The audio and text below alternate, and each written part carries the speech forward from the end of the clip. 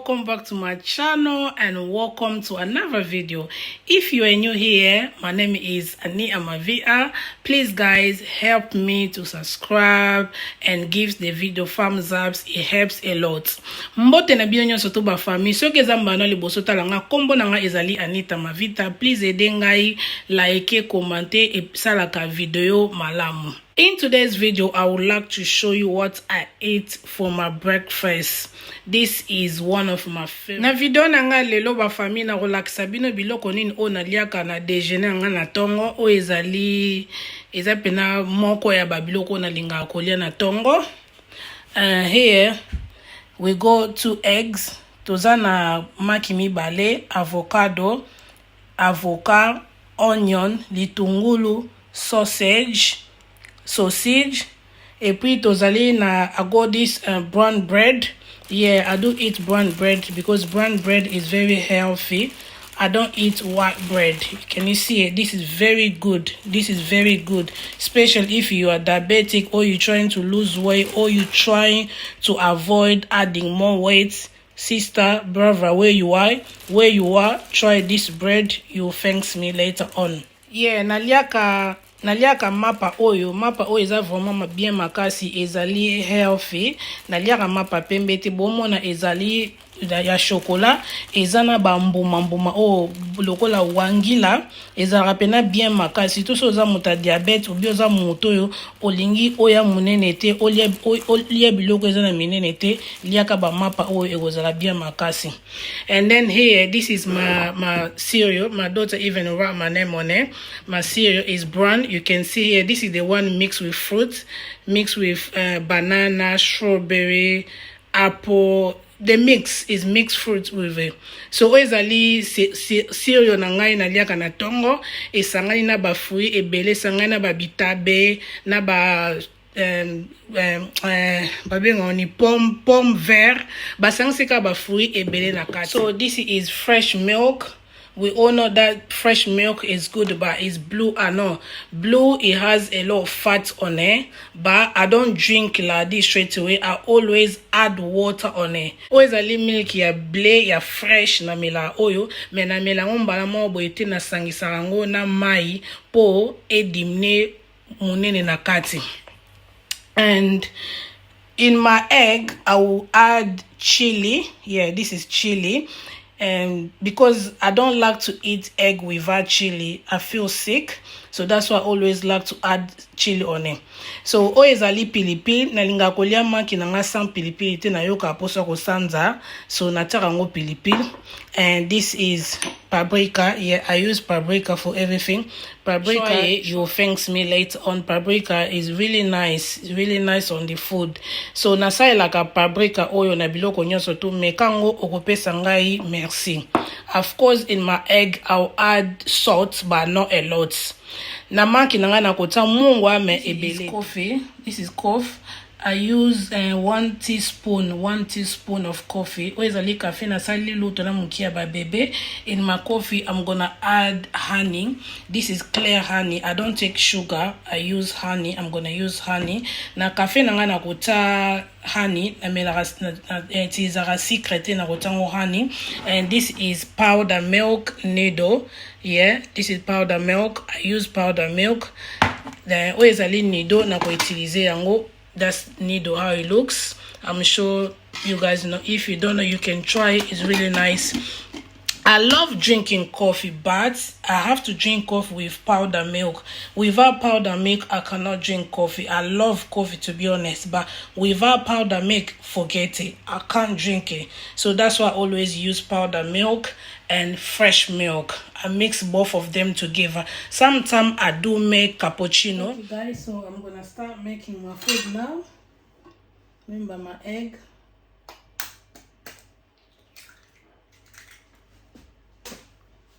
My second egg. Mix it.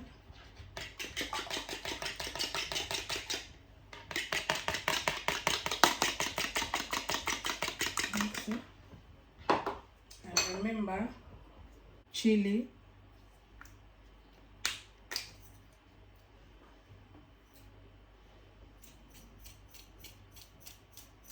As I told you, I like to eat my egg with chili pepper, because without chili, for me, I'll feel sick. For me to eat egg, I have to put chili on it.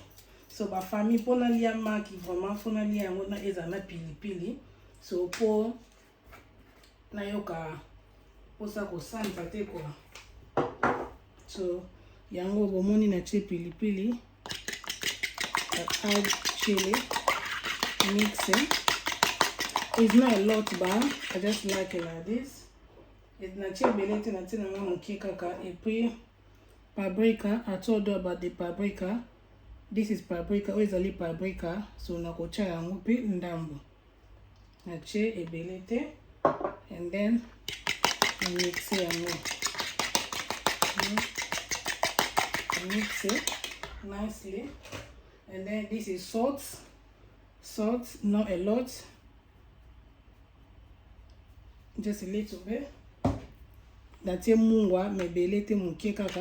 Après, na komi ko sangisa yango. Bon, mwende na sangisa yango boye, c'est bon. So now, I got my sausage. Remember, my onion. I cut already my onion and my sausage. Okay, oezali tungu nanga nakati deja, oezali sausage nangai nakata rango mike boye. This is the way I cut it. It tastes very nice, guys. You need to try it. You need to try it. You will see what I mean. Meka ogosepela nango. Voila. You see? That's my sausage and my onion. So this is the oil. Nasai la oil, olive oil. Po isn't about fatty belete. So I'm gonna put it here. I did put a lot, just a little bit. Yeah. Now, na te belete na tega mukie. Now I'm gonna turn my cooker on. So now na kufungua. Moto nangai ipegi. I'm gonna add onion first. I cook onion first. Na lamba matungu liboso ko bela ngate za crunch. I cook onion first. So I think I cook enough. Now I'm gonna add my sausage. Yeah, sikoyo baksa sausage nangai nakati.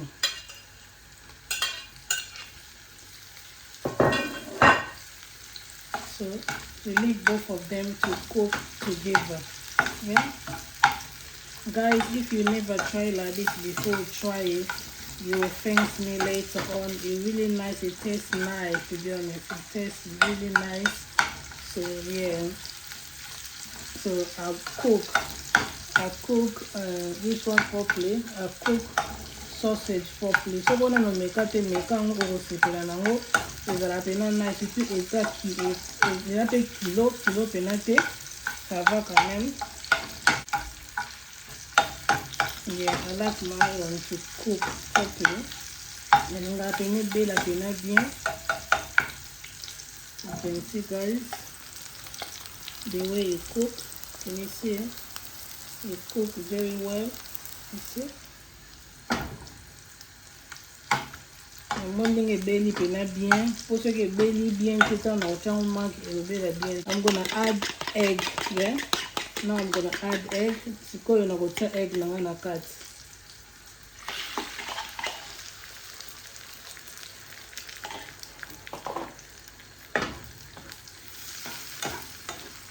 Yeah, I do like this to mix it. Everything will go together first, and then.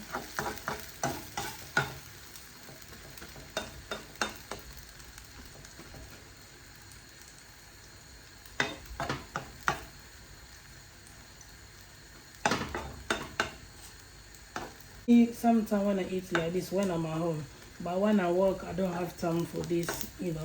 So when I'm at home, if I eat like this as I'm eating now, I'm not gonna eat again. I only eat like twice a day. Yeah, I only eat twice a day. So if I eat like this, that's safe for the day. So I want to also more just more boy. Yeah.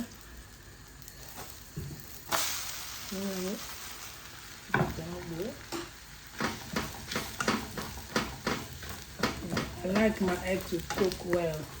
I don't like my egg like English breakfast egg the way it is. No, I can't stand like that. So my egg is ready. Turn it off. My egg is ready. Move my egg from here. What I like like this to fold. Yeah. Can you see it? Put it like this. So avocado. I'm gonna cut out avocado. Avocado.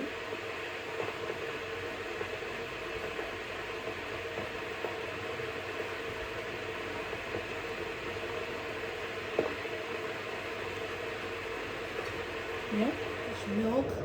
Blue milk, it has a lot of fat on it. Milk I blaze on a fatty belly. So what I did, I'll mix with water.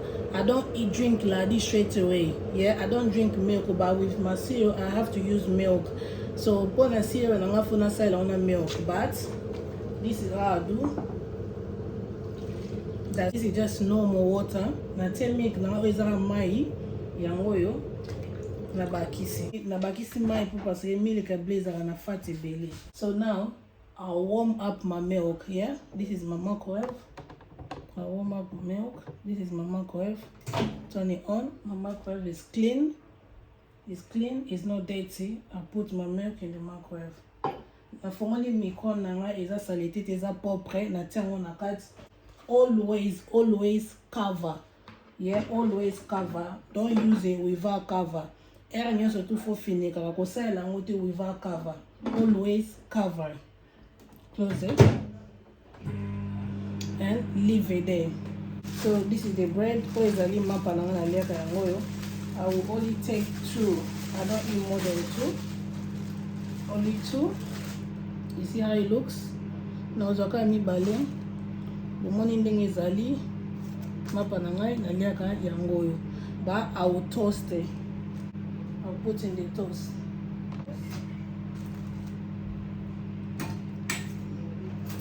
Yeah, see? It's toasting there. Milk nangai est chauffamé, c'est bon. Yeah, milk nangai chauffamé. You see? Warm. Hot. So what I'm gonna do, I'll make my coffee now. Yeah.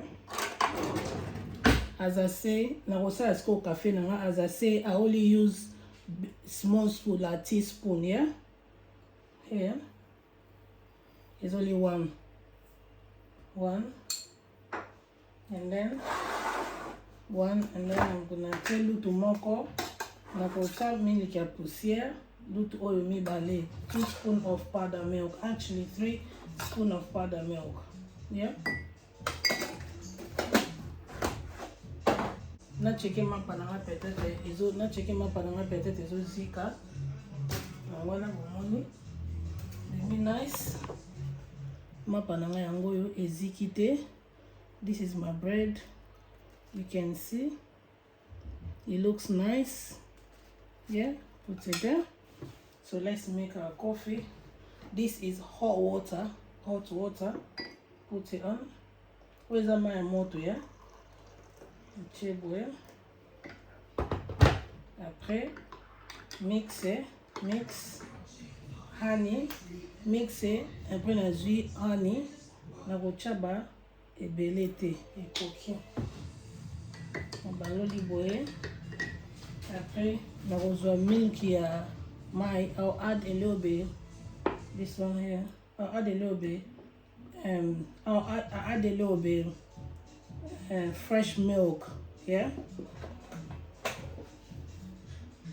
So mix it. Yeah, this is the way I eat my breakfast in the morning. So now my cereal, show you. Brown cereal, very nice. It's very healthy. Here's a little cereal chocolat is up in bien. Yeah.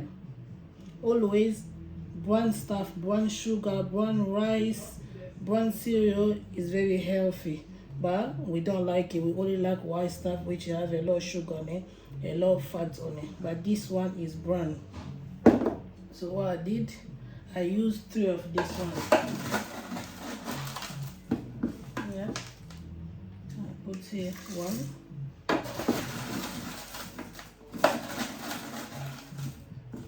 1, 2, and 3. So that's it. So guys, this is my breakfast. This is the way I eat in the morning. Naliaka biloko nanga na tongo, naliaka boye, naliaka vraiment boye, pour moi nde naliaka. So this is my breakfast. This is the way I eat in the morning. Yeah, sometimes I eat only like a cup of tea with 2 toasts, or just cup of coffee with cereal. That's it. Sometime in the morning, if I don't have time, I only eat cereal and cup of tea or cup of coffee. Na tongo na cereal or na cup of coffee. Sometimes even I have time, but I only eat egg, avocado and toast and cup of tea. That's it. But if I have time, I make everything. Na tante na papa boye na boy. Sometimes I eat quaker in the morning. If I don't want to eat egg, I eat quaker. But I add milk. I don't add powder milk. I only add liquid milk, like fresh milk. Yes. Na quaker milk is a kitoko. So sometimes I eat, this is sardine. Sometimes I eat sardine with just toast, maybe 1 toast, 2 toasts, and cup of tea if I don't have time. If I want something like quick as soon as possible to eat. I always try my best to avoid to eat too much fat food. Na koma kosala pena effort ya ko inviter ya ko lia biloko ezana ba graisse ebele. Remember egg, I use oil. I put sausage on it. So sausage has fat on it. Oil, it has fat on it anyway. Yeah, so that's why I don't eat egg every day, but I do eat. I love egg. Egg is good. Mo na liaka maki me pena te po parce que na te huile na graisse na kat, et puis sausage on a pesa na graisse na kat. Ya on a ça la ke for ya ko balancer. So that's why I always try my best to balance, not to stick on the one food. No, I always try my best to balance. But especially this cereal, I love it. The cereal, I love it, to be honest. I love it because it's healthy, it's brown, it has fruit on it, which is good. As it always recommended, we have to eat 5 fruits a day. So I think I got 3 days already. When I add my banana and my apple, so I'm done for my cereal. Des laboratoires, il y a 5 fruits dans la journée, déjà côté déjà 3. Donc on a baki si bitabe na pomme vert na ici déjà. So yeah guys, yeah, that was my breakfast.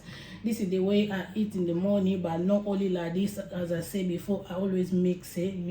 I always try my best not to add more weight, but to lose. Even not to lose quick, slow, but I try my best not to add weight. I don't add weight anymore, but I'm losing slow, which I wanted. Na koma pena kosala effort, tike na bakisa kilo, me na perdre ta malembe ya mukie. Mende ya ko matisa kilo. That one is not my wishing to add more weight. No. So yeah, by the way, I forgot to tell you, I don't eat how do you call it? I don't eat butter. Yeah, I don't eat butter. I just eat my food like this. Thank you so much guys for watching. Please help me to subscribe. You never know, try, maybe you will like him. So pardon, aidez-moi à partager, like. Peut-être lelo oye ko lelo kwa sika o na no monate. So ndinga na saleli egg na ngai. Yeah. Partagez la vidéo, likez, commentez au salanga malam. Thank you so much guys for watching me. Please like, comment, share. You never know if it's something new for you. We always learn. Every day we learn things. Every day we learn new things. Maybe you never make your eggs like this before. You can try it. You will like it. In life we have to try. We have to keep trying. That's the way we learn. So yeah, thank you so much. So I'll see you in my next video. Bye. Love you. Na bona bino mbala sima na video na ngezo ya. Bye.